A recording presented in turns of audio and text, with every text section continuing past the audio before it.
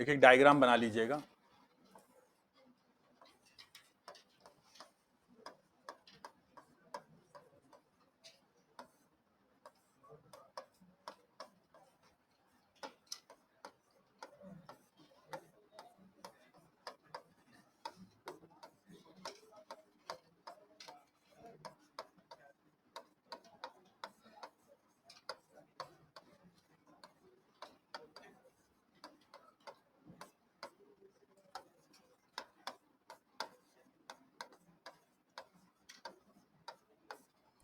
भावना के प्रबंधन की योग्यता।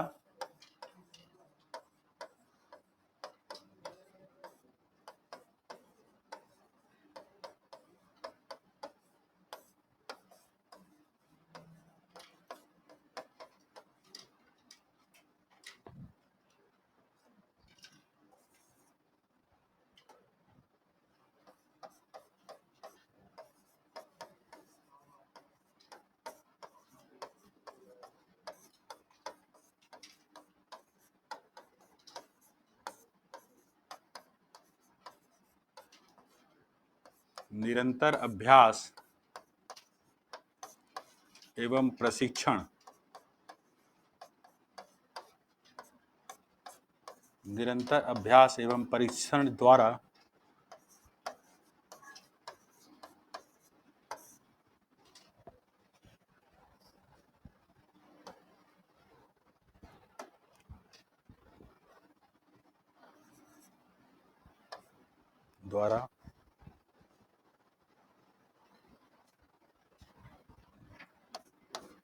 व्यवहार एवं सामाजिक कौशल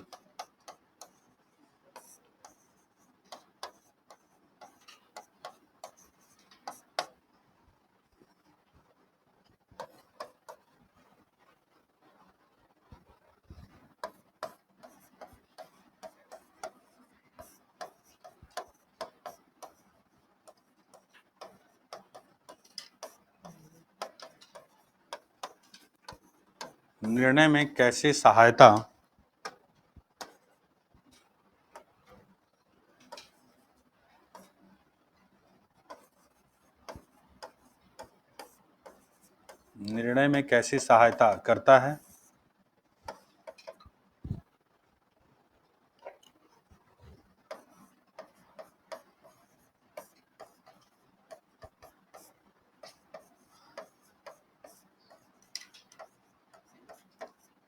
तनाव को कम करने में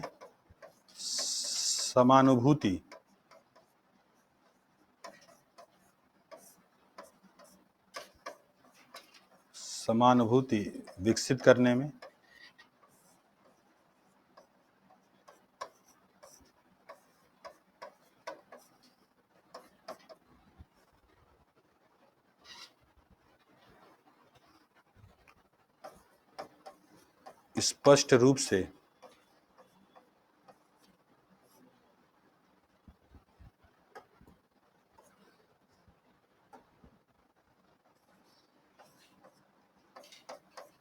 स्पष्ट रूप से संवाद करने में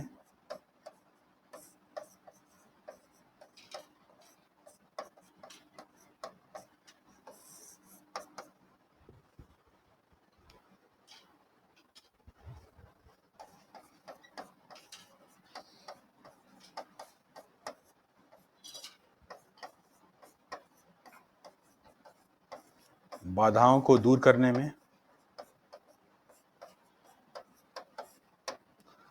संघर्ष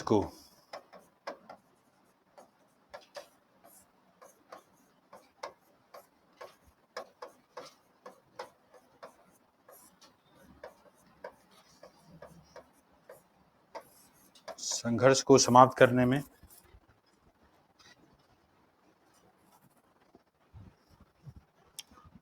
और स्वयं की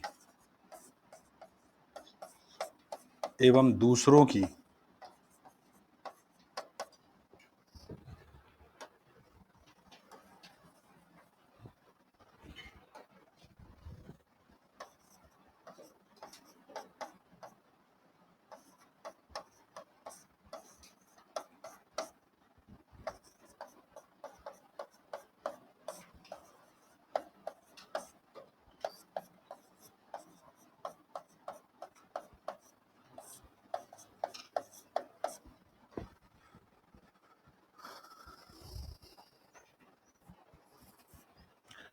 तो देखिए, भावनात्मक बुद्धिमत्ता वही है कि भावनाओं के प्रबंधन की योग्यता है। कैसे विकसित किया जा सकता है? तो निरंतर अभ्यास और प्रशिक्षण द्वारा व्यवहार एवं सामाजिक कौशल में इसको क्या कहता है? रूपांतरित किया जाता है। यही योग्यता ही है। और निर्णय में कैसे सहायता कर सकता है? तो तनाव प्रबंधन में, स्ट्रेस मैनेजमेंट जिसको बोलते हैं, बताया ना अभी स्ट्रेस मैनेजमेंट वाले में, अपेक्षाओं और वास्तविकता में अगर विसंगति की स्थिति उत्पन्न रहेगी तो वो स्ट्रेस, तनाव का कारण बनेगी। तनाव तभी बनता है जब अपेक्षाओं और विसंगतियों में क्या रहता है? अंतर। आप याद रखिए, किसी भी स्तर पर जहां आपको महसूस होगा कि स्ट्रेस है, मुझे तनाव है, तो वहां आप देख लीजिएगा यही स्थिति और परिस्थिति सामने होगी। ये है आपकी अपेक्षा और ये है वास्तविकता, और उसके बीच का मिसमैनेजमेंट जो है वो है आपका तनाव। ठीक। समानुभूति के स्तर पर चर्चा हम लोग की हो ही चुकी है। भावनाओं को जब तक स्वयं के स्तर पर नहीं पहचान रहे हैं, तो दूसरों की भावनाओं के स्तर पर नहीं पहचान रहे हैं, तब तक समानुभूति विकसित हो सकती है? नहीं हो सकती। इतनी चर्चा हो चुकी है। भावनात्मक प्रज्ञता स्पष्ट रूप से संवाद करने में, तो शारीरिक हाव भाव के स्तर पर कोई व्यक्ति है, वो दबाव में है, तनाव में है, उसको देख पा रहे हैं, समझ पा रहे हैं, उसकी बॉडी लैंग्वेज को रीड कर पा रहे हैं, तो उन सारी चीजों को अगर समझ पा रहे हैं तो स्पष्ट रूप से आप क्या कर सकते हैं? उससे संवाद स्थापित कर सकते हैं। अगर आपको भावनाओं को समझने वाले व्यक्ति हैं, एक व्यक्ति डरा हुआ है, सहमा हुआ है, मार उसको डांटे पड़े हुए हो, मान लो जो वर्दी वर्दी मिल गई, प्रतीक यंगेस्ट मान लो आईपीएस अधिकारी हैं, अब मन में भाव आया कि अच्छा, और बेचारा डरा हुआ एकदम से, कह रहे तुम इतने डरे हुए, तुम ही लग रहे हो चोर, क्योंकि हमें यही बताया गया कि जो डरा हुआ हो, सहमा हुआ हो, वही चोर होता है। और वो बेचारा डरा हुआ है इसलिए कि भैया इस तरह का कोई काम किए नहीं, पुलिस हमको फंसा देगी। लेकिन अगर योग्य होंगे, समझने वाले होंगे, तो क्या करेंगे? शान समझेंगे ना। जैसे देखिए, इसका सबसे जीता जागता प्रमाण कहां था? औरंगाबाद में। यंगेस्ट आईपीएस ऑफिसर थे, तो क्या किया पुलिस ने, क्योंकि वहां पर एक बहुत बड़ी डकैती हुई और बहुत पॉलिटिकल प्रेशर था, बहुत मीडिया का प्रेशर था, तो पुलिस ने क्या किया? आनंद फानन में एक अच्छी पुलिस की छवि दिखाई और वास्तविक रूप से चोरों को पकड़ लिया गया। लेकिन कहा गया एक अतिरिक्त चोर पकड़ लिया गया, एक 15-16 साल का एकदम युवा लड़का था। उसमें आप आईपीएस ऑफिसर कौन थे मैं नाम याद नहीं कर पा रहा हूं, लेकिन क्या किया गया? मीडिया को जो है ब्रीफिंग की गई, और मीडिया को ब्रीफ करने में सारे चोरों को वहां पर क्या किया गया? उपस्थित कराया गया कि भैया यही लोग अब तो उसमें क्या कहता है? नकाब डाल दिया जाता है। लेकिन उस समय में क्या किया गया? पूरा ब्रीफ किया गया, और उसमें वो 15-16 साल का लड़का भी शामिल था। अब वो जो आईपीएस ऑफिसर थे जिन्होंने कहा कि जाओ भाई टीम, मतलब मीडिया को ब्रीफ कर दो, तो एसएचओ वगैरह गए और बाकी जो अधिकारी थे उन्होंने जाके ब्रीफ कर दिया। तो वो जो लड़का था जो 15-16 साल का था, वो देखे वहां से, और उन्होंने देखा कि वो लड़का वहां से वो भी आ रहा है, तो उन्होंने बोला कि अरे यार, इतने सब कुख्यात टाइप के दिख तो रहे हैं, लेकिन ये 15-16 साल का लड़का। तो बोला भाई तुम बताओ तुम कहां से? उसने कहा साहब हम कुछ नहीं, ये लोग तो आए, वहां पकड़ रहे थे, हम चाय पी रहे थे, हमको उठा लाए। तो उन्होंने कहा ये तो बहुत गलत बात होगी। उन्होंने कहा सर तो मीडिया को ब्रीफ कर दिया जा चुका है, बताया जा चुका है। उन्होंने कहा चाहे कुछ भी कर दिया गया, किसी बच्चे का भविष्य नहीं खराब होना चाहिए। तो आपकी तार्किकता अब उस पर हावी ना हो जाए कि नहीं अब तो मीडिया को ब्रीफ कर दिया गया, बड़ी भद्द पिट जाएगी, लोग क्या कहेंगे। किसी के जीवन से बढ़कर है, उसका पूरा कैरियर बर्बाद हो जाएगा। तो वहां पर उन्होंने देखिए अपनी भावनात्मक प्रज्ञता का उपयोग किया कि कल के दिन आपका न्याय का सिद्धांत, जो निष्पक्षता का सिद्धांत, वो क्या कहता है? वो तो यहां तक कहता है कि अगर कोई दोषी बच रहा हो तो बच जाए, लेकिन किसी निर्दोष को सजा ना मिले। तो भावनात्मक प्रज्ञता और समझदारी वाले इंसान होंगे तो क्या करेंगे? किसी निर्दोष को फंसाने का प्रयास नहीं करेंगे। क्लियर है प्रतीक? तो इस स्तर पर हमें सोचना है। तो बाधाओं को दूर करने के स्तर पर, की स्थितियों परिस्थितियों के स्तर पर आप उसको सही समझ पा रहे होंगे, और तब अपनी भावनात्मक प्रज्ञता का प्रयोग कर पाएंगे, क्योंकि एक महत्वपूर्ण मूल्य के रूप में, इस रूप में क्या हो जाएगा? आपके साथ जुड़ जाएगा। तो संघर्ष को समाप्त करने में बहुत सारी स्थितियां होती हैं, बहुत सारे कॉन्फ्लिक्ट्स होते हैं, अपने खुद के इंटरेस्ट, राज्य के इंटरेस्ट, तमाम तरह के इंटरेस्ट। मंत्रियों के स्तर पर तो मंत्री का बताला दबाव बहुत है, प्रेशर बहुत है, कुछ अनैतिक काम के लिए, कुछ गलत काम के लिए। तो अगर भावनात्मक प्रज्ञता वाले होंगे तो उसको हैंडल करना, टेकल करना आपको पता होगा। तो इस स्तर पर उसको समझने का प्रयास करना है। इसको लिखिएगा। अनअकैडमी अब सिर्फ ऑनलाइन नहीं, ऑफलाइन में भी अवेलेबल है। ऑफलाइन सेंटर हमारे दिल्ली के करोल बाग के ओल्ड राजेंद्र नगर एरिया में, जहां पे आपको मिलता है यूपीएससी सीएससी का इंग्लिश मीडियम बैचेस। इसके साथ साथ हम दिल्ली के ही मुखर्जी नगर एरिया में भी मौजूद हैं, जहां पे आपको हिंदी माध्यम के बैचेस अवेलेबल हैं। और अब हम उत्तर प्रदेश के प्रयागराज में सिविल लाइंस एरिया में भी मौजूद हैं, जहां पे यूपीएससी साथ साथ में यूपीपीएससी के हिंदी और इंग्लिश दोनों माध्यम के बैचेस अवेलेबल हैं। और हमारा नया सेंटर ओपन हुआ है बिहार के पटना में, जहाँ पे यूपीएससी और बीपीएससी की दोनों की तैयारी एक साथ कराई जाती है। तो अनअकैडमी में आपको मिलता है इंडिया की बेस्ट फैकल्टीज के साथ पढ़ने का मौका। साथ में आपको मिलता है dedicated CSAT and essay writing classes, 360 degree current affairs coverage with monthly magazine, 40+ sectional and full length test of both prelims as well as mains. इसके साथ साथ रेगुलर इंटरेक्शन विद एडुकेटर्स और मिलता है 1-to-1 mentorship with interview appeared students. So देर मत करें, जल्दी ज्वाइन करें Unacademy IS, India's best learning platform. Thank you. बिल्कुल हो सकता है। भावनाओं को अगर प्रबंधित करने हाँ?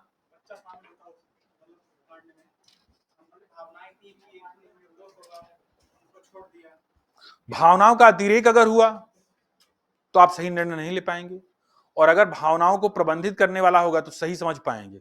इसीलिए कह रहे हैं उसमें भावना भी है और उसमें बुद्धिमत्ता भी है।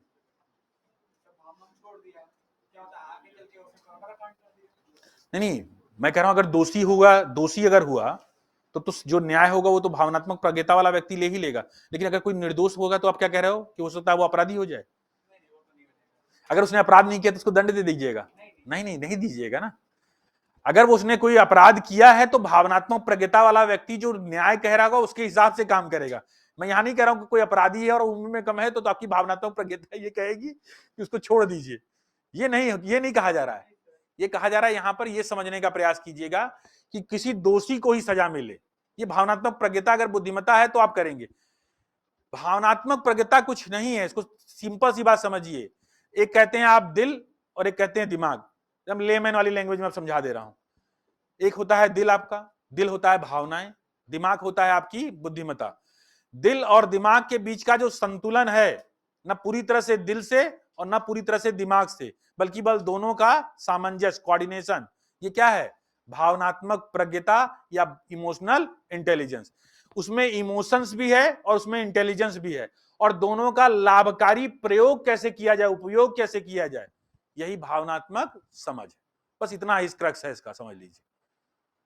आप इंटेलिजेंस का, बुद्धिमत्ता का भी प्रयोग जानते हैं और आप भावनाओं को सही तरीके से प्रबंधित करने की योग्यता भी जानते हैं, और उसका सही प्रयोग शासन और प्रशासन पर करना जानते हैं अपने प्रबंधकीय कौशल के हिसाब से, तो आप भावनात्मक समझ वाले हैं। लेकिन अगर किसी चीज का अतिरेक है कि केवल दिल की सुनते हैं और केवल दिमाग की सुनते हैं, तो दोनों अनफिट हैं सिविल सेवाओं के स्तर पर। एक व्यक्ति जो कि केवल दिल की सुनकर करता है वह भी अनफिट है, क्योंकि वो पूरी तरह से करुणा और पूरी तरह से दया और इन चीजों में काम करेगा जो सिविल सेवाओं के हिसाब से, तो सारे नियम ताक पर रख देगा और कहेगा नहीं मैं ही सर्वज्ञ हूं, ये दुनिया बनी है मानव कल्याण के लिए, तो वो खाली खाली इसीलिए सोचेगा। और जो दिमाग वाला है वो खाली खाली यही सोचेगा कि नहीं ये सब भावनाएं उन्हें सब कोरी बकवास हैं, केवल तार्किकता और केवल रैशनैलिटी सब कुछ होती है। तो पता चला कभी नर्थ का अनर्थ भी कर देंगे। तो ज्यादा बुद्धिमत्ता के लेवल पे मैंने क्या कहा, फिर वो सामाजिक कौशल, सामाजिक व्यवहार का निर्माण नहीं कर पाएगा। और सामाजिक कौशल चूंकि सेवाओं के स्तर पर, नागरिक स्तर पर है, बहुत सारी विकट और विषम परिस्थितियां हैं और उस स्तर पर आपको अपने दायित्वों का निर्वाह करना है, तो वहां पर ये योग्यता चाहिए होगी कि जहां आप समझ पाए किसी व्यक्ति की बिना अव्यक्त हुई भावनाओं को भी आप उसके फेशियल एक्सप्रेशन से उसकी जरूरत के हिसाब से समझ पाए। जैसे कल के दिन मैंने बताया कि कमजोर वर्ग या जरूरतमंद वर्ग का व्यक्ति है, फरियादी के रूप में या परिवादी के रूप में आपके पास आया हुआ है, तो आप उसके स्तर पर उसकी भावनात्मक समझ के आधार पर यह जान पाए ना कि हाँ वो व्यक्ति जो है वो पात्र होने के बावजूद भी सरकार के द्वारा जो योजनाएं चलाई जा रही हैं उसका लाभ क्यों नहीं उठा पा रहा। बिना अव्यक्त किए भी अगर आप उस भावनाओं की प्रज्ञता को समझने वाले हैं तो आप ये समझ पाएंगे। और कोई मान लीजिए बुजुर्ग महिला है, कोई दादी टाइप की है, तो आप पूछ पाएंगे दादी सब ठीक ठाक हो, सब मिल रहा है कि नहीं मिल रहा, कहीं ऐसा तो नहीं कि तहसीलदार और कानून गो और SDM तुम्हें परेशान कर रहे होंगे। और दादी तो भरी बैठी हुई है ना, दादी सब बताना शुरू कर देगी फिर।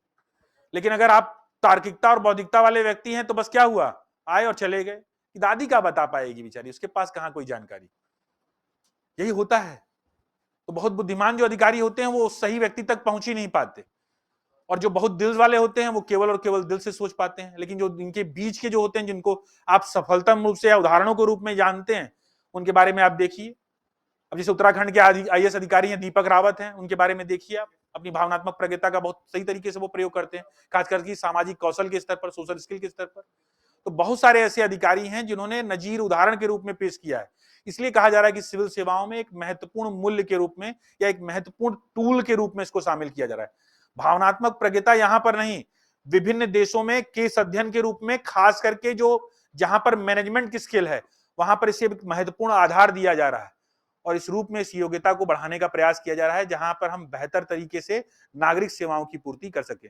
बुद्धिमत्ता का रोल जानते कहां पर है? कहां पर बुद्धिमत्ता बहुत काम करती है? कोई वैज्ञानिक अनुसंधान करना है, कोई नई जानकारी प्राप्त करनी है, वहां तो इंटेलिजेंस का बहुत ज्यादा प्रयोग हो सकता है, क्योंकि वहां पर तो एकाकी जीवन है, आराम से आप अपना काम कीजिए। लेकिन जहां नागरिक सेवाओं की बात होगी वहां इंटेलिजेंस से ज्यादा भावनात्मक बुद्धिमत्ता, इमोशनल इंटेलिजेंस काम करेगी। इसको लिखिएगा। भावनात्मक बुद्धिमत्ता की संकल्पना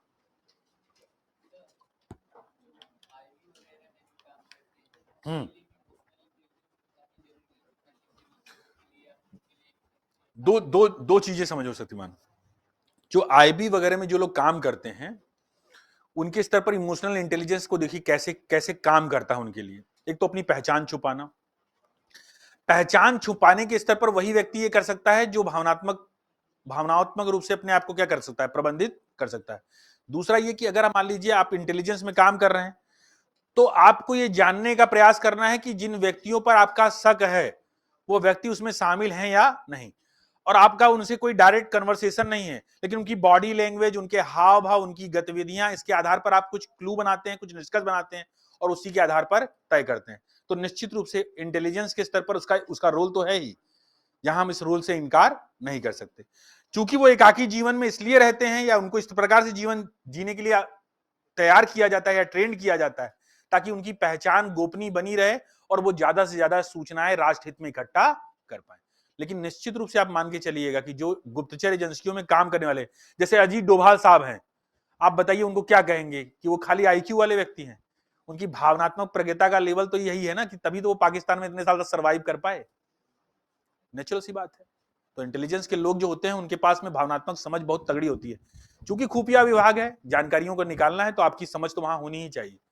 तो इसीलिए कहा जा रहा है कि जिनका भी जुड़ाव नागरिक सेवा से होगा वहां पर आप देखेंगे कि प्रयास यही होगा कि भावनात्मक प्रज्ञता या इमोशनल इंटेलिजेंस वाले लोग जो हैं वो ज्यादा से ज्यादा वहां पर अपनी सेवाएं दे और इस मूल्य के साथ जुड़ा जाए।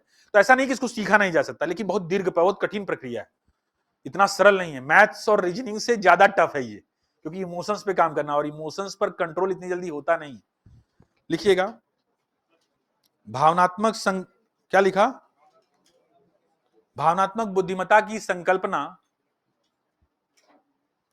का सर्वप्रथम प्रयोग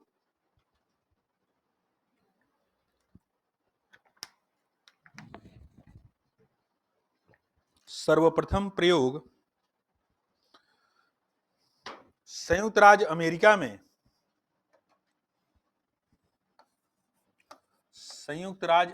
में एल विश्वविद्यालय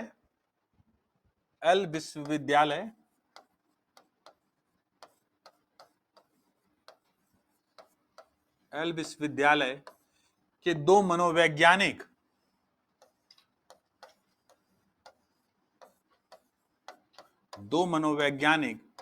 पीटर सलोवी एवं जॉन मेयर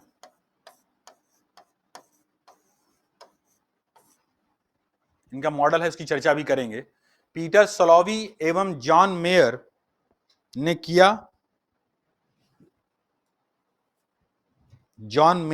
किया। इसके पश्चात वर्ष 1995 में न्यूयॉर्क टाइम्स के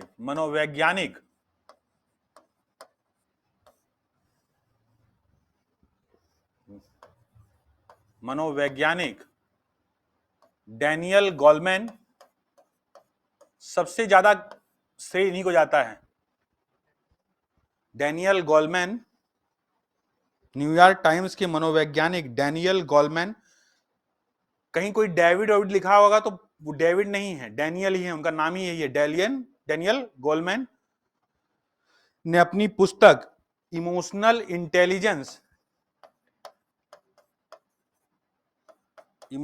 इंटेलिजेंस वाई इट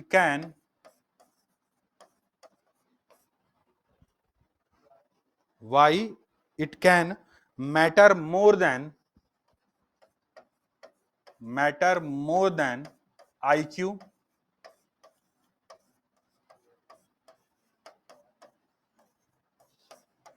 एक किताब इन्होंने लिखी, उस किताब का नाम है ये emotional intelligence why it can matter more than IQ। में इस बात का समर्थन किया emotional intelligence why it can matter more than IQ में इस बात का समर्थन किया कि जीवन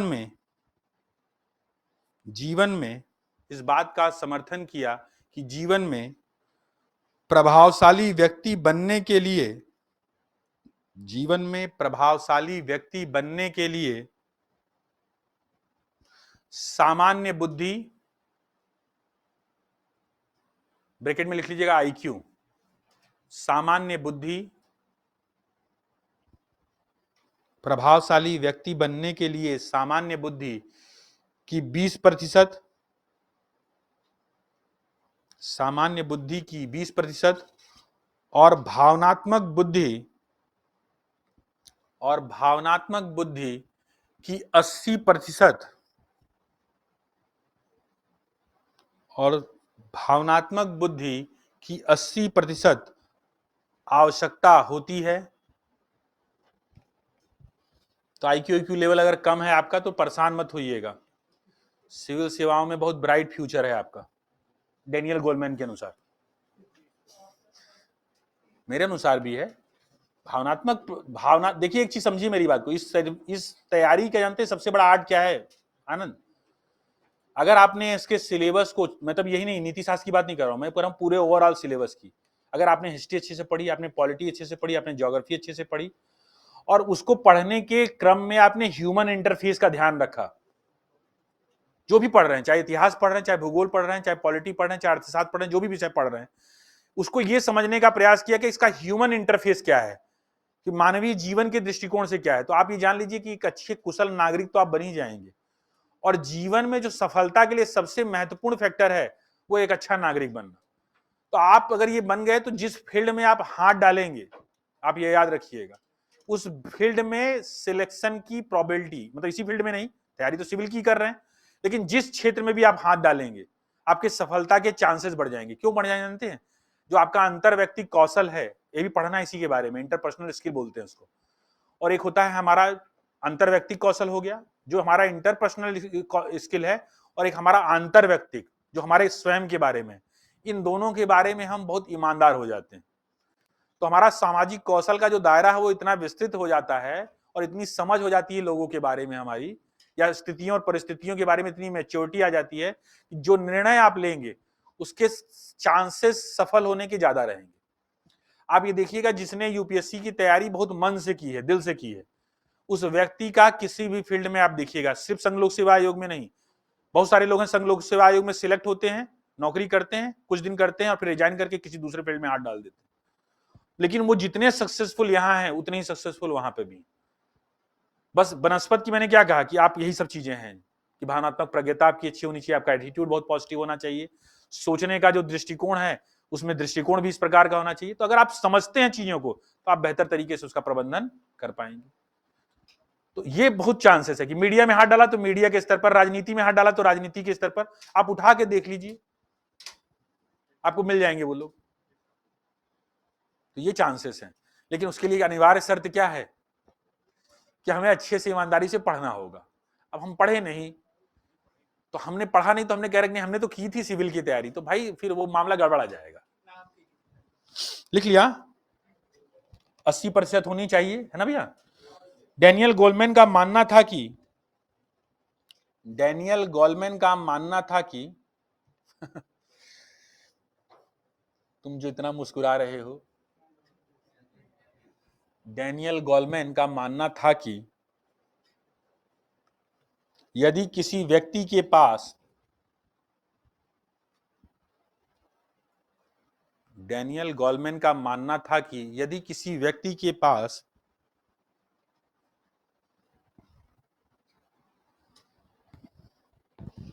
भावनात्मक बुद्धिमत्ता है तो यदि किसी व्यक्ति के पास भावनात्मक बुद्धिमत्ता है तो भावनात्मक बुद्धिमत्ता है तो वह सभी प्रकार की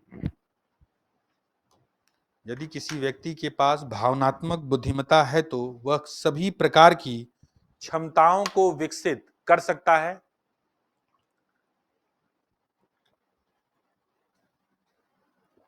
वह सभी प्रकार की क्षमताओं को विकसित कर सकता है।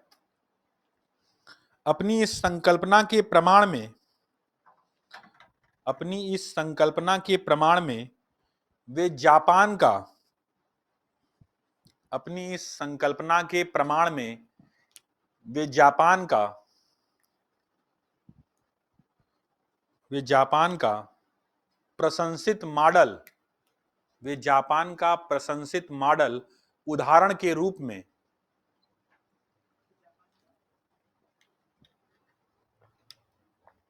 जापान का प्रशंसित मॉडल उदाहरण के रूप में प्रस्तुत करते हैं। जापान का प्रशंसित मॉडल उदाहरण के रूप में प्रस्तुत करते हैं कि किस प्रकार भावनात्मक एकरूपता के आधार पर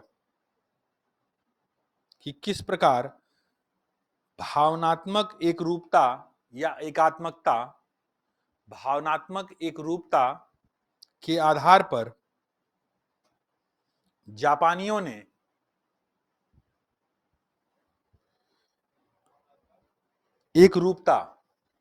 भावनात्मक एकरूपता के आधार पर जापानियों ने अपनी आर्थिक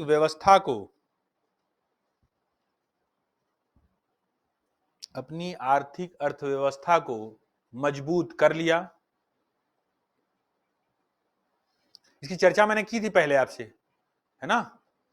जापान का जो प्रशंसित मॉडल है, डैनियल गोलमैन जो उदाहरण के रूप में प्रस्तुत करते हैं, उसकी चर्चा क्या थी। जापान का क्या था, जो न्यूक्लियर वार हुई थी 1945 में, अमेरिका के द्वारा 2 परमाणु बम गिराए गए, कहां पर, हिरोशिमा और नागासाकी पर। तो जो परमाणु बम हमला हुआ उसके बाद जापान की अर्थव्यवस्था क्या हो गई, पूरी तरह से चौपट हो गई ना। एग्रीगेरियन इकोनॉमी थी और प्राकृतिक रूप से भी क्या है, जापान स्टेबल है या अनस्टेबल है, अनस्टेबल है। तमाम तरह की भूकंप, तमाम तरह की और समस्याएं भी, डिजास्टर भी रहते हैं। लेकिन जो हमला हुआ उसने एक भावना उनके अंदर ओतप्रोत की कि उन्हें क्या होना होगा, एकीकृत होना होगा और राष्ट्र के प्रति समर्पण का भाव रखना होगा। तो उन्होंने 2 नीतियां अपनाई। एक तो यह था कि समयबद्धता की नीति, कि जो कार्य दक्षता अपनी है उसमें 8 घंटे हमें राष्ट्र के लिए काम करना है और 4 घंटे केवल अपने लिए। ये जापानियों ने, और उसमें पंक्चुअलिटी को, समयबद्धता को सबसे महत्वपूर्ण गुण के रूप में शामिल करना होगा। इस सभी को भावनात्मक रूप से, इस अपील को क्या किया, लोगों ने आत्मसात कर लिया। और दूसरा महत्वपूर्ण आधार था कि आयात प्रतिस्थापन, स्वदेश से निर्मित चीजें, हर चीज हम बनाएंगे, चाहे सुई से लेकर जहाज तक बनाना पड़े। तो स्वनिर्भरता, आत्मनिर्भरता एक महत्वपूर्ण आधार होगी। और उस स्तर पर उन्होंने प्रयास किया और 30-40 वर्ष नहीं लगा जापानियों को, और उन्होंने अपनी अर्थव्यवस्था अमेरिका के समतुल्य लाकर खड़ा कर दिया।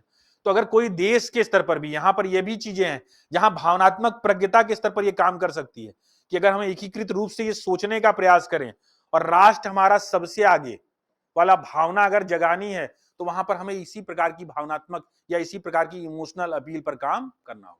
तो ये वही वाला, जैसे आपने कह रहे थे ना, अभिवृत्ति के स्तर पर, तो मनस्थिति के स्तर पर भी अपील करेगी और साथ ही साथ व्यक्ति की भावनात्मक प्रज्ञता के स्तर पर भी, कि उसको सही तरीके से इसका उपयोग करने की कला विकसित कर ली जाए। क्लियर है। उसमें हेडिंग डालिएगा, भावनात्मक बुद्धिमत्ता की भावनात्मक बुद्धिमत्ता की अवधारणा, भावनात्मक बुद्धिमत्ता की अवधारणा, भावनात्मक बुद्धिमत्ता की अवधारणा स्वयं की, उसमें लिखिएगा, स्वयं की भावनाओं को पहचानने, स्वयं की भावनाओं को पहचानने तथा दूसरों की भावनाओं को समझने, स्वयं की भावनाओं को पहचानने तथा दूसरों की भावनाओं को समझने,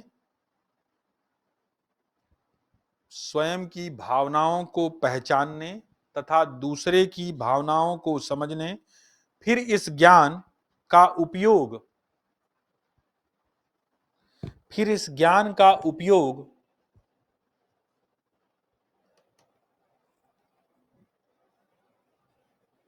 समझदारी पूर्वक,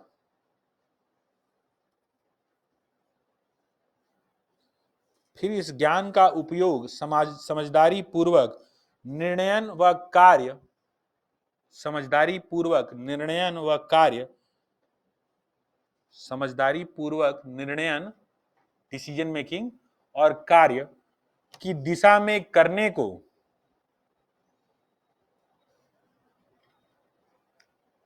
कार्य की दिशा में करने को भावनात्मक समझ, भावनात्मक समझ या बुद्धिमत्ता, भावनात्मक समझ या बुद्धिमत्ता कहते हैं, है ना। तो स्वयं की भावनाओं को पहचानना, दूसरों की भावनाओं को पहचानना, उसे क्या करना, निश्चित कार्य की दिशा के स्तर पर अभिप्रेरित करना, कैसे किया जाए निर्णयन के स्तर पर। तो ये सारी योग्यता अगर विकसित है तो उसे क्या कहते हैं, भावनात्मक बुद्धिमत्ता। उसमें परिभाषा में लिखिएगा, हाँ यही सारी बातें नीतिशास्त्र भी कहती है। तो नीतिशास्त्र भी तो भावनात्मक प्रज्ञता के स्तर पर ही है ना, सेम टू सेम नहीं कहती, सेम टू सेम कैसे कहेगी, हाँ अनुभूति के स्तर पर भी नहीं ना, वो और भी बहुत सारी चीजें कहती है। अनअकैडमी अब सिर्फ ऑनलाइन नहीं ऑफलाइन में भी अवेलेबल है। ऑफलाइन सेंटर हमारे दिल्ली के करोल बाग के ओल्ड राजेंद्र नगर एरिया में, जहां पे आपको मिलता है यूपीएससी सीएससी का इंग्लिश मीडियम बैचेस। इसके साथ साथ हम दिल्ली के ही मुखर्जी नगर एरिया में भी मौजूद हैं, जहां पे आपको हिंदी माध्यम के बैचेस अवेलेबल हैं। और अब हम उत्तर प्रदेश के प्रयागराज में सिविल लाइंस एरिया में भी मौजूद हैं, जहां पे यूपीएससी साथ साथ में यूपीपीएससी के हिंदी और इंग्लिश दोनों माध्यम के बैचेस अवेलेबल हैं। और हमारा नया सेंटर ओपन हुआ है बिहार के पटना में, जहां पे यूपीएससी और बीपीएससी की दोनों की तैयारी एक साथ कराई जाती है। तो अनअकैडमी में आपको मिलता है इंडिया की बेस्ट फैकल्टीज के साथ पढ़ने का मौका। साथ में आपको मिलता है dedicated CSAT and essay writing classes, 360 degree current affairs coverage with monthly magazine, 40+ sectional and full length test of both prelims as well as mains. इसके साथ साथ रेगुलर इंटरेक्शन विद एडुकेटर्स, और मिलता है 1-to-1 mentorship with interview appeared students. So देर मत करें, जल्दी ज्वाइन करें Unacademy IAS, India's best learning platform. Thank you. जैसे गोल्डन मीन का मैंने बताया था ना, सुनहरा माध्य, और हमने कहा था गोल्डन रूल की बात की थी। हमें किसी के साथ वैसा व्यवहार नहीं करना चाहिए जैसा व्यवहार हम अपने प्रति दूसरों से ना चाहते हो। हाँ ये बिल्कुल आ रहा है, तो कह तो रहा हूं होती है, लेकिन नीतिशास्त्र बहुत बड़ा अम्ब्रेला है, उसे केवल यहीं तक सीमित नहीं रखना है। हाँ सब यूनिट हो जाएंगे। उसमें लिखिएगा मेयर व सलॉवी, जॉन मेयर लिखा हुआ है ना, ये पीटर सलॉवी और जॉन मेयर की परिभाषा लिखवा रहे हैं। कुछ कहना चाह रहे थे, कुछ जरूरी आ गया है क्या मोबाइल पर? मेयर व सलोवी के अनुसार, ये लिखा हुआ है मैंने ना, पीटर सलोवी व जॉन मेयर, या फिर मेयर व सलोवी के अनुसार, मेयर व सलोवी के अनुसार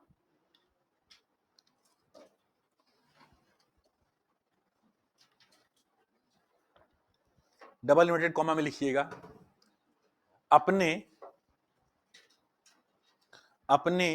तथा दूसरे व्यक्तियों की भावनाओं का, अपने तथा दूसरे व्यक्तियों की भावनाओं का परिवीक्षण, अपने तथा दूसरे की भावनाओं का परिवीक्षण,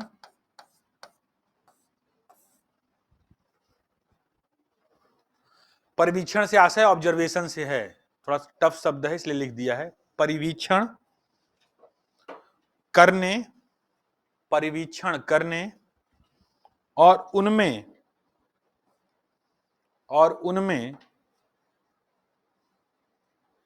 विभेदन करने की, परिवीक्षण करने और उनमें विभेदन करने की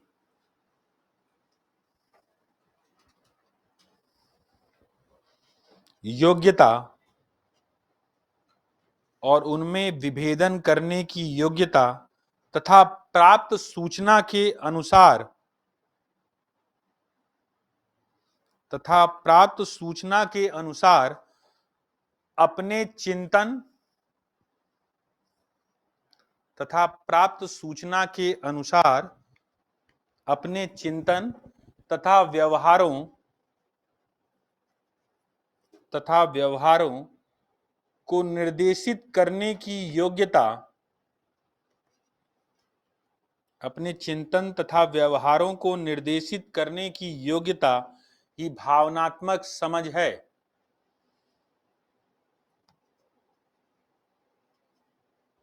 निर्देशित करने की योग्यता ही भावनात्मक समझ है। डबल इंटरेड कॉमा क्लोज कर दीजिएगा। दूसरी परिभाषा लिखिएगा, डैनियल गोलमैन के अनुसार, डैनियल गोलमैन के अनुसार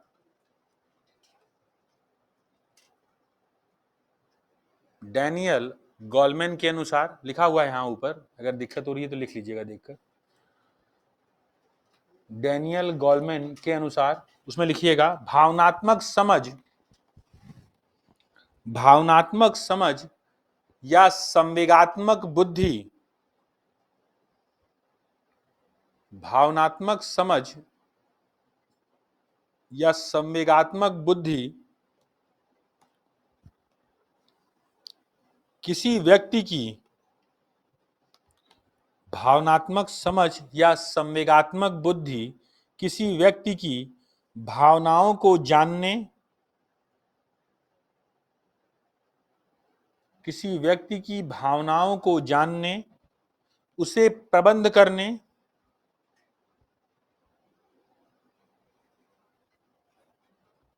किसी व्यक्ति की भावनाओं को जानने, उसे प्रबंध करने, स्वयं के अहम को अभिप्रेरित करने, स्वयं के अहम को अभिप्रेरित करने, भावनात्मक समझ या संवेगात्मक बुद्धि किसी व्यक्ति की भावनाओं को जानने, उसे प्रबंध करने, स्वयं के अहम को अभिप्रेरित करने, दूसरे की भावनाओं को पहचानने, दूसरे की भावनाओं को पहचानने तथा दूसरों के साथ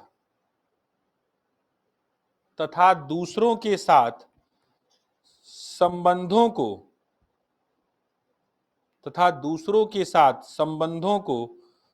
प्रबंधित करने की, तथा दूसरों के साथ संबंधों को प्रबंधित करने की क्षमता है।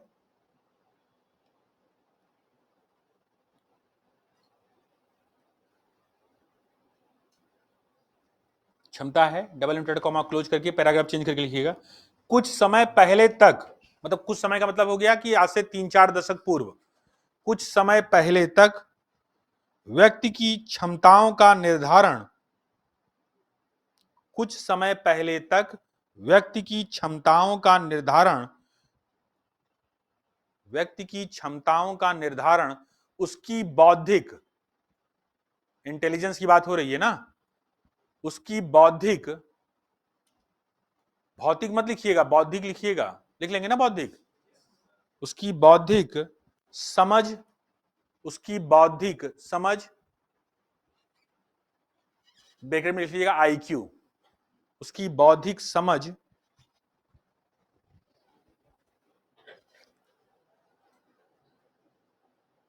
के आधार पर, उसकी बौद्धिक समझ के आधार पर आकलित किया जाता था,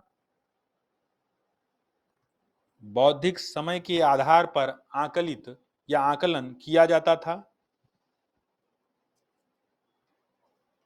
लेकिन वर्तमान समय में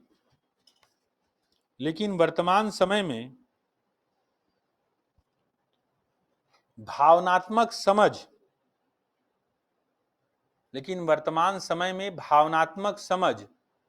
ब्रैकेट में लिख लीजिएगा EI, इमोशनल इंटेलिजेंस, तो उसको बोलते हैं EI, को भी, भावनात्मक समझ को भी व्यक्ति की क्षमताओं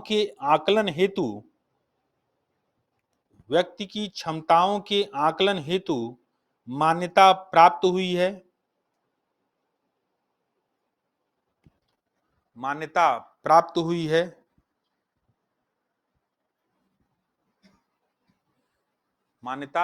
हुई है जिसमें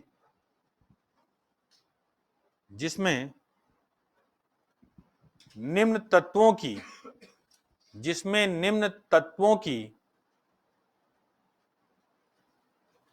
पहचान की जाती है, उसमें पहला पॉइंट लिखिएगा, अपनी भावनाओं और संवेगों को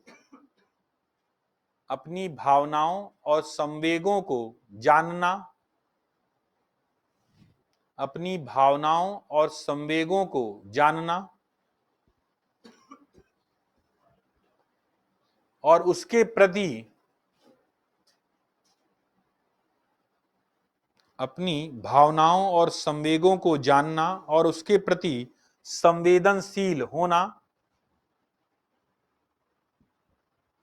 और उसके प्रति संवेदनशील होना, है ना। तब पानी दे दो, अब मौसम की वजह से भी हो रहा है दिक्कत ना। दूसरा पॉइंट लिखिएगा, दूसरे व्यक्तियों के विभिन्न संवेगों को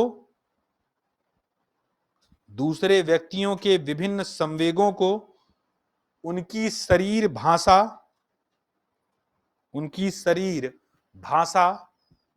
आवाज, दूसरे व्यक्तियों के विभिन्न संवेगों को उनकी शरीर भाषा, आवाज और अन्य अभिव्यक्तियों पर ध्यान देते हुए दूसरे व्यक्तियों के विभिन्न संवेगों को उनकी शरीर भाषा, आवाज और अन्य अभिव्यक्तियों को ध्यान देते हुए जानना और उसके प्रति संवेदनशील होना।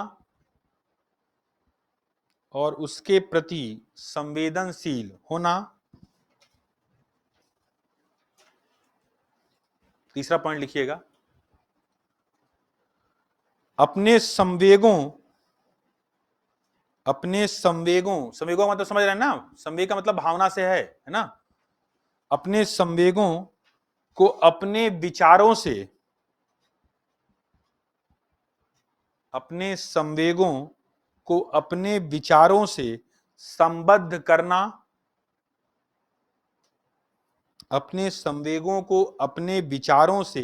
संबद्ध करना, ताकि समस्या समाधान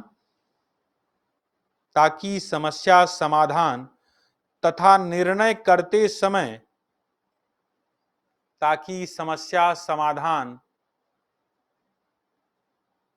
निर्णय करते समय उन्हें ध्यान में रखा जा सके।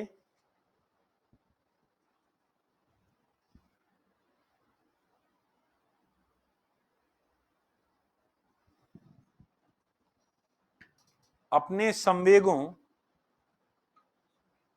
से याद रहेगा ना, कि भूल नहीं जाएंगे ना कि संवेग और भावना एक ही है।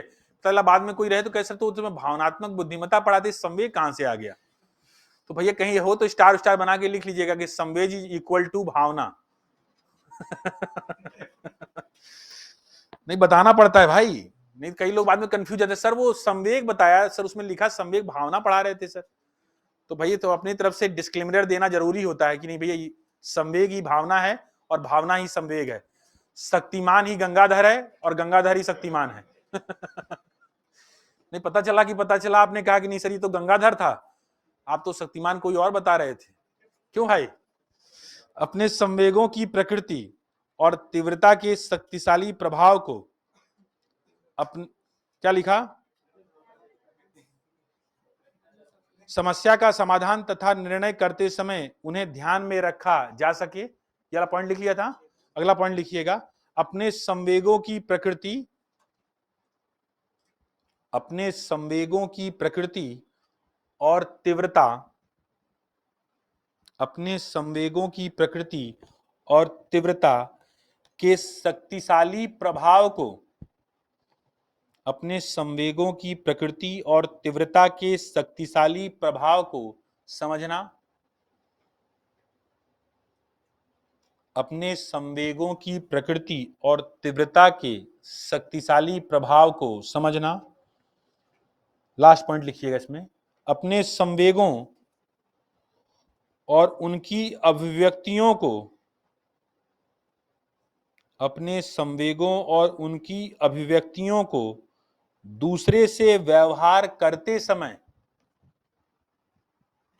अपने संवेगों और उनकी अभिव्यक्तियों को दूसरे से व्यवहार करते समय नियंत्रित करना, नियंत्रित करना,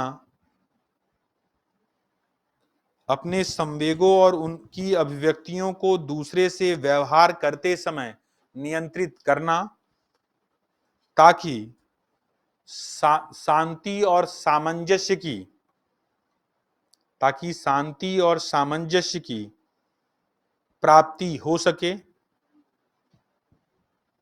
ताकि शांति और सामंजस्य की प्राप्ति हो सके। निष्कर्षतः यह कहा जा सकता है कि, निष्कर्षतः यह कहा जा सकता है कि भावनात्मक समझ का तात्पर्य, निष्कर्षतः यह कहा जा सकता है कि भावनात्मक समझ का तात्पर्य, भावनात्मक समझ का तात्पर्य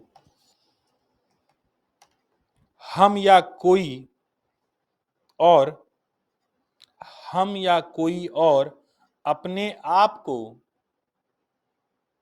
हम या कोई और अपने आप को किस प्रकार प्रदर्शित करने की, फिर से बोल दें, निष्कर्षतः यह कहा जा सकता है कि, पूरा सुन लीजिएगा, निष्कर्षतः यह कहा जा सकता है कि भावनात्मक समझ का तात्पर्य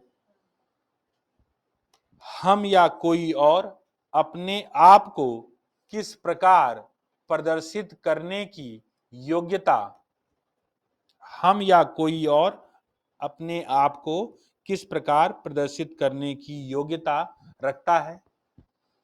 क्वेश्चन मार्क लगा दीजिएगा। अपने आप के या अपने आप को या दूसरे के, दूसरा उसी में लिखिएगा, अपने आप को या दूसरे के आवेगों, उसी में लिखना है। क्वेश्चन मार्क लगाने के बाद फिर कंटिन्यू करिए ना उसी में।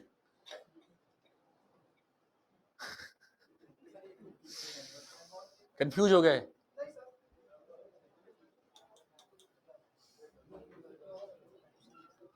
फिर से बोलें, हम या कोई और अपने आप को किस प्रकार प्रदर्शित करने की योग्यता रखता है, क्वेश्चन मार्क, फिर उसी में कंटिन्यू करिएगा। अपने अपने आप के या दूसरे के आवेगों, अपने आप के या दूसरे के आवेगों, यही इनकी भावनात्मक प्रज्ञता का परीक्षण है। लेकिन कह रहे हैं सर भावनाओं से ज्यादा जो है शारीरिक परीक्षण करना पड़ रहा है, और खास करके इंद्रियों का परीक्षण हो रहा है। यहाँ पर सुनने की क्षमता से ज्यादा सूंघने की क्षमता जो है वो प्रभावित हो रही है यहाँ पर। उसमें लिखिए लिखिए लिखिए लिखिए, अपने आप के या दूसरे के आवेगों को, आनंद, अपने आप के या दूसरे के आवेगों को किस तरह से, देखिए बहुत काबिलियत वाली बात लिखी गई है इसमें, किस तरह से नियंत्रित करने की, अपने आप के या दूसरे के आवेगों को किस तरह नियंत्रित करने की क्षमता रखता है, किस तरह नियंत्रित करने की क्षमता रखता है, अपनी और दूसरे की, अपनी और दूसरे की मनोदशा को किस प्रकार नियमित करता है, किस प्रकार नियमित करता है, किस प्रकार नियमित करता है, इसकी पूर्ण समझ ही, किस प्रकार नियमित करता है, इसकी पूर्ण समझ ही भावनात्मक बुद्धिमत्ता, इसकी पूर्ण समझ ही भावनात्मक बुद्धिमत्ता कहलाती है।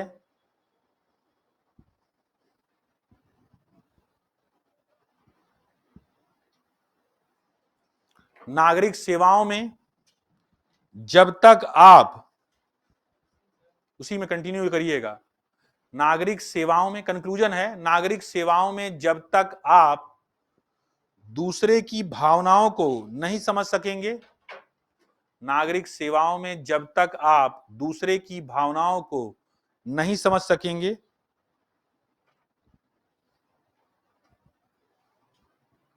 तब तक आप अपनी दुर्भावनाओं,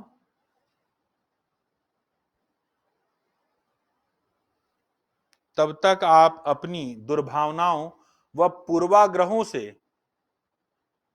तब तक आप अपनी दुर्भावनाओं और पूर्वाग्रहों से मुक्त नहीं हो सकेंगे, अपनी दुर्भावनाओं और पूर्वाग्रहों से मुक्त नहीं हो सकेंगे।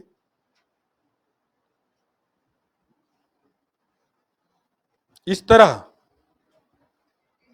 मुक्त नहीं हो सकेंगे, इस तरह कल्याणकारी राज्य के लिए, इस तरह कल्याणकारी राज्य के लिए उचित निर्णय, इस तरह कल्याणकारी राज्य के लिए उचित निर्णय भी नहीं ले सकेंगे।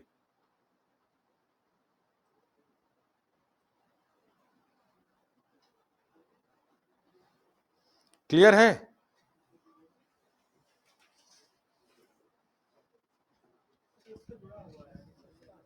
किससे?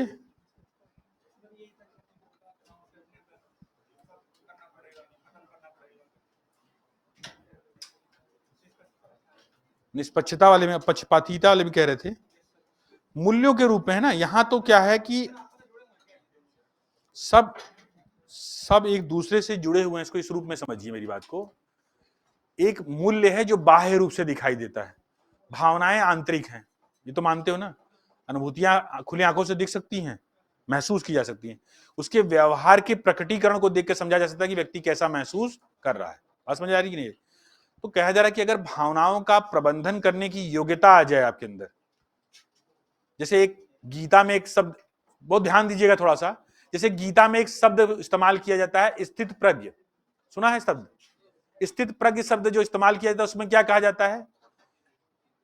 हर्ष में ना विषाद में, न दुख में ना सुख में, एक स्थिर भाव से बने रहना। तो यह भी एक तरह का भावनात्मक प्रबंधन ही है कि भाई अगर आप, कहा जा रहा है ना कि कई बार क्या होता है कि कोई उपलब्धि मिली तो बहुत तुष्ट हो गए, बहुत खुश हो गए, और उसी उपलब्धि को अंतिम उपलब्धि मान लिया कि अब जो मिल गया उससे ज्यादा कुछ मिलने वाला नहीं है। लेकिन संभावनाएं कैसी थी? समझ रहे आशुतोष? पर समझ लो इस चीज को ना। तो भावनाएं क्या थी कि आपको थोड़ी सी उपलब्धि मिली और आप संतुष्ट हो गए। तो अगर आप उस उपलब्धि से संतुष्ट हो गए तो आपने प्रयास किया आगे के लिए? नहीं किया। तो अगर छोटी उपलब्धि मिल रही है और संभावनाएं आपके अंदर असीमित हैं तो आपको एक्सप्लोर करना चाहिए अपने भावनाओं के प्रबंधन के स्तर पर। माइलस्टोन था, वो एक माइलस्टोन आपने अचीव किया, ये अच्छी बात है, उसका उत्साह है, उसने आपके कॉन्फिडेंस को बिल्ड किया कि नहीं आप सही डायरेक्शन में हैं। लेकिन अगर कोई छोटी मोटी उपलब्धि मिल भी रही है तो आप उससे तुष्ट मत होइए, आपको आगे की दिशा में और प्रयास करने की आवश्यकता है, क्योंकि जो अल्टीमेट गोल था वो अभी तक अचीव नहीं हुआ। तो गीता में यही कहा जा रहा है कि अगर आपको कोई हर्ष मिल रहा है और आपको कोई विषाद मिल रहा है, कोई सुख मिल रहा है, कोई दुख मिल रहा है, तो एक संतुलित व्यक्ति जो होता है वो स्थिर प्रज्ञ होता है, तो वो उस पर किसी भी प्रकार का प्रभाव नहीं पड़ता। सिविल सेवाओं के स्तर पर जो अधिकारी काम कर रहे हैं उनसे इसी प्रकार की अपेक्षा रखी जा रही कि वह इस रूप में नहीं, तो परिणाम के दृष्टिकोण से नहीं सोच रहे आप किसी चीज से बहुत ज्यादा प्रभावित होकर नहीं सोच रहे हैं, आप ये सोच रहे हैं कि नागरिकों को बेहतर सेवाएं कैसे उपलब्ध कराई जाए, जो संसाधन सीमित हैं और आकांक्षाएं बहुत ज्यादा हैं उनके बीच में कैसे संतुलन बनाया जाए। तो एक अच्छा बुद्धिमान जो व्यक्ति होगा, खास करके भावनात्मक रूप से, क्योंकि यहाँ इमोशंस का ही इन्वॉल्वमेंट है, और जब इमोशंस है तो इमोशंस पर अगर आपका प्रबंधन है, नियंत्रण है, और उसको नियंत्रण करने की, उसके अंतर संबंधित करने की योग्यता भी आपके अंदर है, तो उस योग्यता का आप सही तरीके से इस्तेमाल कर पाएंगे। तो कहने का मतलब है कि प्रभावित कम होना है किसी भी चीज के स्तर पर। तो नियम विनियमों का न केवल आप सही तरीके से अनुपालन कर रहे होंगे, और साथ ही साथ में आप ये समझ भी पा रहे होंगे कि नहीं आवश्यकता किस रूप में है। तो जो योग्य कर्मठ अधिकारी होता है वो इन्हीं विषम परिस्थितियों के साथ एक बेहतर सामंजस्य। भाई किसी व्यक्ति के व्यक्तित्व को बैलेंस कब माना जाता है, कब मानते हैं कि उसका व्यक्तित्व बहुत संतुलित है? जब उसके अंदर में इमोशंस के स्तर पर उसका कंट्रोल क्या होता है, ज्यादा बेहतर होता है। यही तो मानते हो ना। मैंने कहा ना भाई कि मान लीजिए कोई दुर्घटना हो गई, रेस्क्यू करने जाना है, आप हैं वहां पर, और आपके डिसीजन मेकिंग पर कई लोगों की जान बचने के स्तर पर, जैसे बताया था ना पहली क्लास में डिस्कस करा था, तो कहा था ना एक जीवन रक्षक नौका, लाइफ बोट एथिक्स की बात की थी मैंने, की थी कि नहीं की थी आपसे। अब जीवन रक्षक नौका में एक लिस्ट बनानी है आपको, और जो लिस्ट बनाएंगे उसमें सबसे अंतिम में जिनको रखेंगे उनके बचने की प्रायिकता, प्रोबेबिलिटी बहुत कम है, या तो हो सकता है वो ना बचे। तो बताइए इतने टफ डिसीजन अगर लेने होते हैं और वहां पर भावनात्मक प्रज्ञता नहीं है, समझ नहीं है, तो आप ले पाएंगे निर्णय? ये चीज है। तो आप इमोशंस के स्तर पर जब आप उस पर काम करते हैं तो आपको समझ में आता है कि हाँ भाई बैलेंस कैसे रहा जाए स्थिति और परिस्थितियों को लेकर। हमेशा ऐसी स्थितियां नहीं आती, बहुत जटिलताएं हैं। अभी चर्चा करनी है, अभी डेनियल गोलमैन का चर्चा करेंगे, बताएंगे आत्म जागरूकता की एक बात होती है। दूसरे की भावनाओं को तो आप बाद में कल्टीवेट कीजिएगा ना, पहले खुद की भावनाओं को तो समझिए। कितना कितना नीच अंदर जो भीतर जो महाभारत चली हुई है, वहां पर कौरव भी अपने और पांडव भी अपने, मार सब लहूलुहान किए हुए एक दूसरे को। हमारे अंदर भीतर में तमाम महाभारत चलती रहती है ना, आत्म संशय का, डर का, भय का, बेचैनी का, अवसाद का, एंजाइटी का, चिड़चिड़ेपन का, खीस का, ईर्ष्या का, द्वेष का, अहंकार का, मोह का, मत्स्य का, मद का। कितने सारे योद्धा हैं, कई अछूणी सेनाएं जो हैं लड़ी पड़ी हुई हैं अंदर, और हम उसको जो है परास्त किए पड़े हुए हैं। तो आप सोच रहे हैं, मेहनत से खूब तैयारी किए, हवा लग नहीं रही थी, तमाम सुगंधों और दुर्गंधों को बर्दाश्त करते हुए भी, और उसके बाद जो स्थिति और परिस्थिति निर्मित हो रही है कि आप सिलेक्ट हो गए। अब सिलेक्ट होने के बाद जिलाधिकारी बने हुए किसी जिले के, और ठीक ठाक सेवाएं भी हो गई है, और कोई आया एकदम रोमियो टाइप का आदमी, एकदम बाल वाल लहराते हुए पहुंचा आपके पास, जान नहीं रहे हो हम कौन हैं, तो आपके मन में भाव ये आ रहा है कि यही नहीं जान रहा है क्या कि ये कौन है। और कह रहा है फिर अगला इसका जुमला देखिए, लगाए मुख्यमंत्री को फोन, मतलब उससे नीचे तो बात ही नहीं करना है। तो अब आपके मन में भाव आ रहा है, अच्छा तुम्हें नहीं पता कि हम कौन है, क्योंकि इतनी भावनाएं हैं। अब वहां पर आपका जब अहम प्रेरित हो रहा है, अहंकार प्रेरित हो रहा है, तो आपको लग रहा है कि बस आज सारा लेसन इन्हीं को सिखा देना है, आज इनकी नैतिक मोरल शिक्षा जो है यही कंप्लीट करनी है। तो भाव अंदर से यही आ रहा है। लेकिन अगर आप अच्छे अधिकारी हैं तो आप भावनाओं को प्रबंधित करने की योग्यता भी जानते हैं, तो वहां पर अपनी शिक्षा का प्रदर्शन वहां नहीं करना है, क्योंकि वहां पर कई लोग हैं जो मोबाइल लेकर बैठे हुए हैं। तो आप वहां पर कैसे अपने आप को बैलेंस करते हैं, कैसे अपने आप को नियंत्रित करते हैं। अच्छा नेताजी बताइए बताइए क्या गलती हो गई? नेताजी को थोड़ा और 2 चूड़ी चढ़ाया, कोई दिक्कत नहीं, क्या दिक्कत है उसमें, कोई समस्या नहीं। बस नेताजी कोई अनुचित काम ना कर पाए, और अगर काम कर रहे हैं तो फिर आपके पास शक्ति है, पावर है, और नेताजी ऐसे समय में इनबैलेंस होंगे क्योंकि उन्होंने भावनात्मक समझ थोड़ा ना पढ़ रखा है। आनंद पढ़ा तो आनंद ने है, आनंद को पता है कि अभी इनको कैसे कैसे लेना है। क्योंकि देखिए जिसके पास भावनात्मक प्रज्ञता है ना, इसका दुरुपयोग भी बहुत होता है, ये भी याद रखिएगा। उसके आलोचनात्मक पक्ष की भी चर्चा करनी है, क्लाइमेक्स तोड़ना नहीं चाहते। हिटलर ने इसका प्रयोग किया जर्मनी के लोगों पर, बड़ा सफल प्रयोग रहा। जो भावनात्मक प्रज्ञता और समझ को सही तरीके से समझने वाला व्यक्ति है ना, उसका दुरुपयोग भी कर सकता है, ये भी याद रखिएगा। क्योंकि फिर वो भीड़ को और समूह को अपने हिसाब से कल्टीवेट भी कर सकता है, जैसा हिटलर ने कर दिया जर्मनी में, जैसा ओसामा बिन लादेन ने कर दिया। तो ये भी एक समस्या है, ये उसका मूल पक्ष है जिसको इग्नोर नहीं किया जाता। लेकिन अगर किसी चीज में कमियां हैं या खामियां हैं तो केवल इस दृष्टिकोण से उस मूल्य को छोड़ दिया जाए, ये कहीं से भी ठीक नहीं होगा, क्योंकि लाभ ज्यादा है और हानियां बहुत कम है। तो हमें उस स्तर पर उसको समझने का प्रयास करना है कि वो उस स्तर पर, तो जिसको बोलते हैं सेल्फ रिलायंस, स्व जागरूकता के स्तर पर। तो एक विचारक हैं, जैसे सबसे पहले इसके बारे में किसने, प्रतीक किसने बताया इसके बारे में पहले, भावनात्मक समझ के बारे में, भावनात्मक समझ की चर्चा हो रही है ना। तो एक भावनात्मक समझ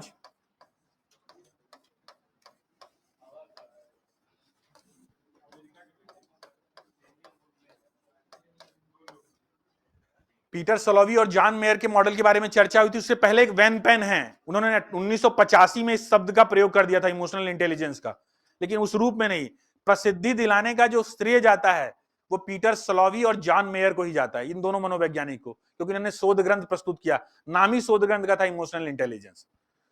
तो निश्चित रूप से भावनात्मक समझ का क्षमता मॉडल जो किसके द्वारा प्रस्तुत किया गया, प्रतीक,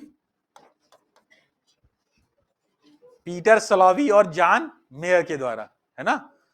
तो पीटर सलोवी और जॉन मेयर ने क्षमता मॉडल दिया, और उस क्षमता मॉडल में पहला जो था, जो आधार था, वो था अवबोधन की योग्यता।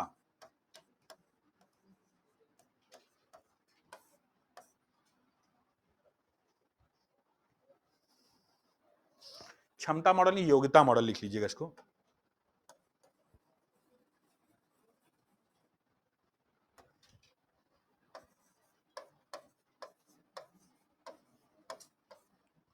अवबोधन की योग्यता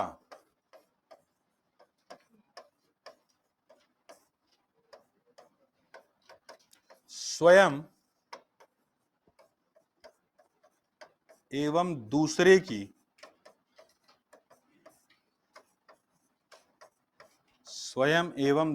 की भावनाओं को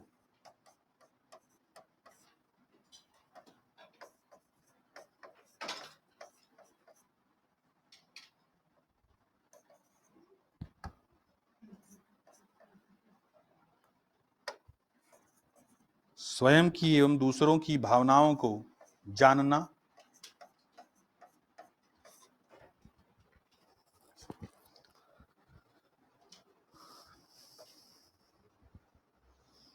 तो पहला तो यह है कि हम ये जानने का प्रयास करें कि हम दैनिक जीवन में, दिन भर की गतिविधियों में किस किस प्रकार की भावनाओं से गुजरते हैं। तो आप उसका क्या करिए, एक स्व अध्ययन करना शुरू कीजिए। वो कह रहे हैं कि अगर आपको अपनी योग्यताओं में भावनात्मक समझ की योग्यताएं विकसित करनी है तो पहला स्तर पर काम दूसरे के स्तर पर नहीं होगा, पहले अपने स्तर पर, ताकि हम जान पाए कि पूरे दैनिक गतिविधियों में हम किस प्रकार की भावनाओं से प्रभावित होते हैं। तो जैसे मान लीजिए कि हम जब क्रोध आता है हमको, तो क्रोध आने की परिस्थितियों में हम किस प्रकार के व्यवहार के लिए क्या करते हैं, अभिप्रेरित होते हैं। जैसे क्रोध अगर आता है तो आप क्या करते हैं, अमूमन चीखते हैं, चिल्लाते हैं, नहीं कुछ हुआ तो अगल बगल वाले को रसीद भी कर दिया। हिंसात्मक होना ना, क्रोध एक हिंसात्मक भावना है। अच्छा मान लीजिए ये क्रोध का जो है प्रकटीकरण ना हो पाए, मान लीजिए भावना आपके अंदर आ रही है और क्रोध को जबरदस्ती दबा दिया जाए, तो जानते हैं किसमें, किस नकारात्मक भावना में परिवर्तित होगा, घृणा में। और घृणा जो होती है वो हिंसा से भी ज्यादा घातक है, क्योंकि फिर वो आपके अंदर क्या करती है, एक भावना ऐसी बनाती है जहां पर आप उसके बहुत भयावह और दुष्परिणाम देखते हैं। जैसे बहुत पुरानी घटना नहीं है, 4 से 5 साल मुझे लगता है घटना हुई थी यहीं इलाहाबाद में। एक रेस्टोरेंट में कुछ विद्यार्थी खाना खाने के लिए गए, और विद्यार्थी जहां खाना खाने के लिए गए वहां पर जो रेस्टोरेंट का जो स्टाफ था और जो मालिक था, प्रबंधन, उसके साथ बच्चों का झगड़ा हो गया। अब जो झगड़ा हुआ तो बातचीत कहा सुनी इतनी ज्यादा बढ़ती चली गई कि वहां जो सफाई करने वाला, बर्तन साफ करने वाला जो कर्मचारी था, उसने एक रोड उठाई और एक विद्यार्थी के सर पर इतना जबरदस्त प्रहार किया कि वही तुरंत प्राण पखेरु उड़ गए। जब उसकी पूरे डिटेल में आप जाने का प्रयास करेंगे तो विद्यार्थियों का झगड़ा वहां होटल के प्रबंधन के साथ हो रहा था, जिसमें उस व्यक्ति का कोई लेना देना नहीं था, बहुत ज्यादा उसका हस्तक्षेप नहीं था। लेकिन चूंकि अवसाद और कुंठा दैनिक गतिविधियों में स्तर पर जो ट्रीटमेंट है, जो समस्याएं हैं, वो इस रूप में है कि तमाम अवसाद, तमाम कुंठाएं, तो क्रोध अपना जाहिर कर पा रहा है, वो नहीं कर पा रहा, उसका प्रकटीकरण नहीं, वो दबा हुआ है कहीं अवचेतन के स्तर पर, और अपनी भावनाओं के स्तर पर कैसे उसको प्रबंधित और नियंत्रित किया जाए, इसकी योग्यता भी नहीं है उसके अंदर। तो ऐसा मौका मिला जहां सब हाथ साफ कर रहे हैं और उसे लगा कि नहीं, यहां यही उपयुक्त मंच है, तो पूरा अपना जितना क्रोध, जितना गुस्सा है, वो दे मारा उस लड़के के ऊपर एक रॉड के प्रहार के रूप में, और प्रहार इतना प्रबल, इतना सशक्त कि व्यक्ति की जान ही चली जाए। तो यहां समझने वाली बात यह है कि दैनिक गतिविधियों में ऐसे बहुत सारे अवसाद, ऐसी बहुत सारी कुंठाएं, ऐसी बहुत सारी चिंताएं जो हमारी भावनाओं के स्तर पर आ रहा है, और हम उससे न उसको प्रबंधित करने की योग्यता रख पा रहे हैं, न उसे समझने की योग्यता रख पा रहे हैं, और कहीं ना कहीं बेचैनी, अवसाद को, हम एंजाइटी को क्या कर रहे हैं, दबाए पड़े हुए हैं। तो आपको उसको नियंत्रित करना है, उसको आपको प्रबंधित करना है, और आपको देखना है कि कौन सी ऐसी स्थितियां और परिस्थितियां होती हैं जब आप इसको बेहतर तरीके से इस पर अभ्यास करना शुरू करेंगे और इसको सही दिशा और सही मार्ग देना शुरू करेंगे, तो आप समझ पाएंगे कि हाँ, कैसी भावनाएं हमें किस प्रकार के कार्य करने के लिए अभी प्रेरित करते हैं। कहीं ऐसा तो नहीं कि वो नेवले और सांप वाली कहानी की तरह, उस महिला की तरह है कि जब हम क्रोध में आ जाते हैं तो हम ये समझ ही नहीं पाते कि हम किस प्रकार का कार्य या किस प्रकार का दायित्व कर रहे हैं।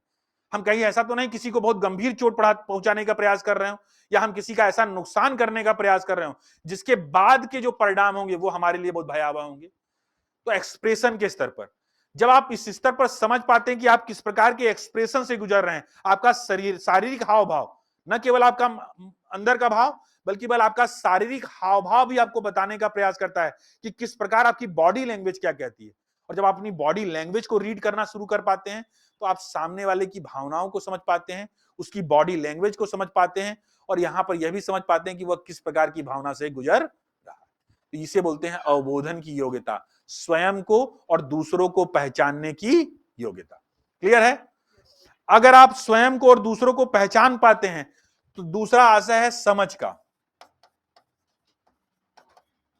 इसका मतलब है कि भावनाओं को आप समझ पा रहे हैं, अगर आप पहचान पा रहे हैं अपनी भावनाओं को भी और दूसरे की भावनाओं पे, उसकी बॉडी लैंग्वेज के स्तर पर भी, तो इसका मतलब है कि भावनाओं,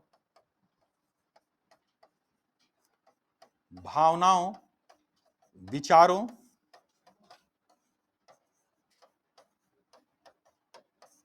एवं आचरणों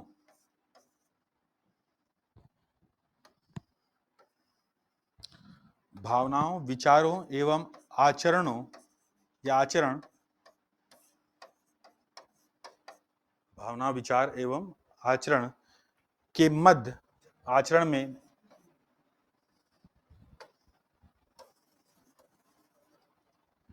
आचरण के मध्य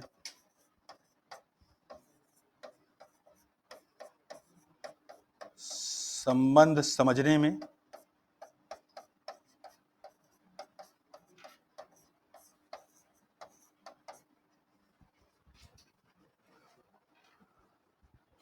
तो अगर आपके अंदर ये योग्यता आ गई, मतलब इन द सेंस, मान लीजिए ये योग्यता आ गई, भावनाओं को समझ पा रहे हो, चीजों को समझ पा रहे हो, और उसके हिसाब से ये समझ पा रहे हो कि कोई कार्य जो है, जो भावनाओं से अभिप्रेरित होकर एक झटके में हो जाता है, जिसमें हमारी तार्किकता, जिसमें हमारी प्रज्ञता काम नहीं करती, अगर ये विकसित कर ली ये कौशल, तो आप बताओ जरा फिर, तो भावनाओं, विचारों और आचरण की समरूपता में समरूपता होगी कि नहीं होगी?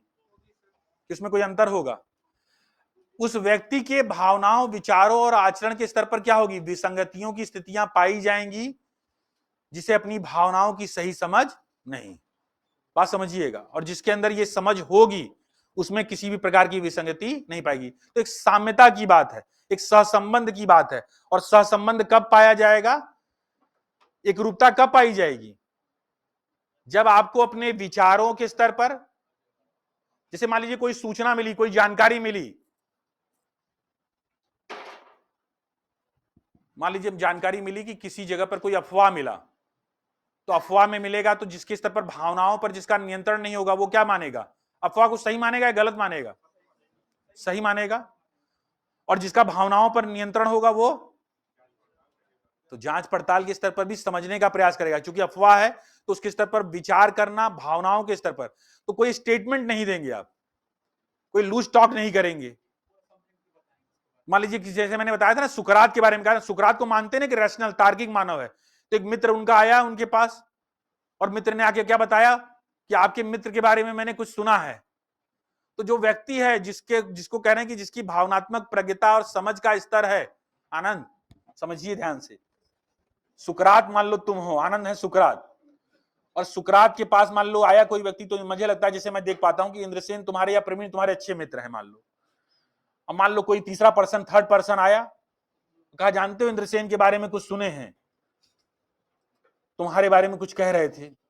तो मान लो तुम्हारी भावनात्मक प्रज्ञता होगी तो तुम किस स्तर पर उसको देखोगे? भावनाओं, विचारों और आचरण के स्तर पर ना। तो क्या कहोगे?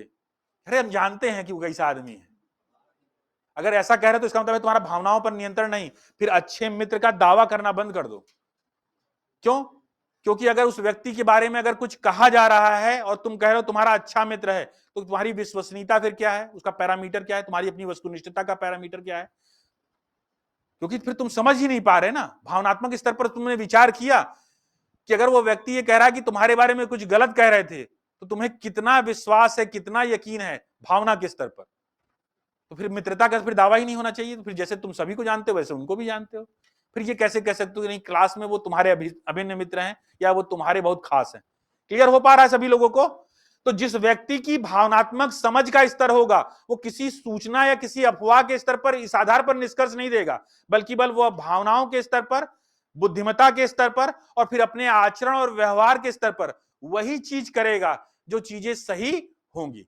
तो वह अपने तर्क का भी प्रयोग करता है, वो अपनी भावनाओं का भी प्रयोग करता है और इन भावनाओं और तर्क में एक बेहतर सामंजस्य, कोऑर्डिनेशन बिठाकर उसी के अनुरूप व्यवहार करता है। तो उसके व्यवहार में एक समरूपता होगी, जिसकी भावनात्मक प्रज्ञता का स्तर अच्छा होगा। और जिसका नहीं होगा तो दिन में कुछ और रात में कुछ और। दुग्गल जी आज अंधे हैं, दुग्गल जी आज लंगड़े हैं, दुग्गल जी आज ये हैं, वो वाला हिसाब किताब है। क्योंकि दुग्गल जी को क्या है, बाइपोलर डिसऑर्डर वाली टाइप की समस्या आ गई, मल्टीपल पर्सनालिटी वाला हिसाब किताब हो गया ना आपका भाई, कि आपको कुछ समझ ही नहीं पा रहा है कि आप किस प्रकार की पर्सनालिटी हैं, किस प्रकार के आपके अंदर व्यवहार है। तो किस चीज पर आप खुश हो जाएंगे, किस चीज पर आप नाराज हो जाएंगे, कब ये समस्या आ जाएगी। ये समस्या की एक स्थिति बनी रहती है ऐसे स्तर पर जहां आपकी भावनात्मक प्रज्ञता या समझ का स्तर नहीं होता। तो जो भावनात्मक समझ के स्तर पर, अगर आपके स्तर पर आपने क्या किया, पहले तो योग्यता विकसित कीजिए, फिर समझ में एक रूपता आनी शुरू होगी। और जब एक रूपता आनी शुरू होगी तो बताइए तार्किक योग्यता आएगी कि नहीं आएगी? तार्किक योग्यता कुछ और नहीं है, जो सूचनाएं या जो जानकारी मिल रही है वो कैसी कैसी सूचना और जानकारी किसके आशय में आती है? समझ जो है या सूचना या जानकारी जो है वो किस में आएगा? संवेगात्मक में आएगा या फिर कॉग्निटिव में आएगा? संज्ञानात्मक में। संज्ञानात्मक में सूचना, जानकारी, ज्ञान किसका हिस्सा है? तो तार्किकता किसका हिस्सा होगी? बुद्धि का या भावना का? बुद्धि का। अगर समझ, भावना और विचारों में एक रूपता आ रही है तो वह क्या करेगा? लॉजिकली तार्किकता के साथ में उसको संबद्ध करने का प्रयास करेगा। और यहीं पर मैंने कहा, जैसा मेयर सलोवी दोनों कह रहे हैं, वो क्या कह रहे हैं कि यहां पर हम क्या कर रहे हैं, दिल और दिमाग के बीच में एक मध्य में एक संतुलन बनाने का प्रयास कर रहे हैं। तो हम चीजों को, भावनाओं को किसके साथ? बुद्धि के साथ, विचार प्रक्रिया या चिंतन प्रक्रिया के साथ जोड़ने का प्रयास करते हैं और उसके समरूप जाकर उसका लॉजिकल इनपुट निकालने का प्रयास किया जाता है। और यही तार्किक योग्यता। तो फिर भावनाओं को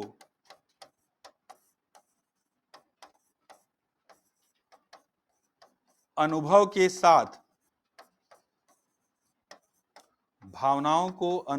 साथ साझा करना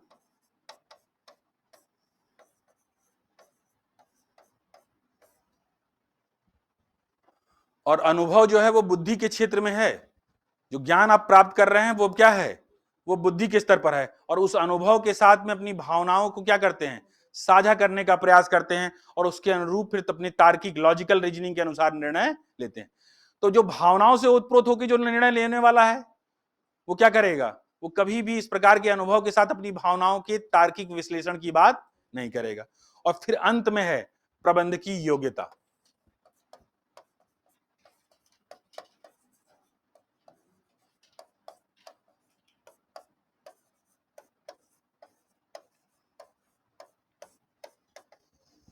प्रबंधकीय योग्यता, उसी प्रबंधकीय योग्यता वाले में लिख लीजिए, जगह नहीं लिख लीजिए। दूसरे की भावनाओं को ग्रहण करने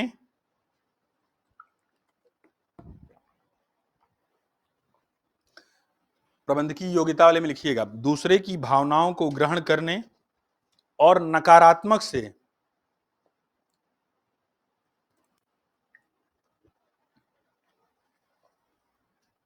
दूसरे की भावनाओं को ग्रहण करने और नकारात्मक से सकारात्मक में परिवर्तित करना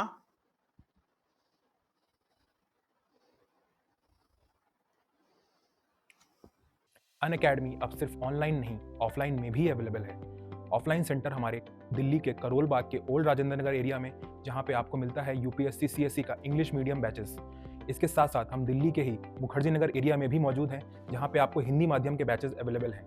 और अब हम उत्तर प्रदेश के प्रयागराज में सिविल लाइंस एरिया में भी मौजूद हैं, जहां पे यूपीएससी साथ साथ में यूपीपीएससी के हिंदी और इंग्लिश दोनों माध्यम के बैचेस अवेलेबल हैं।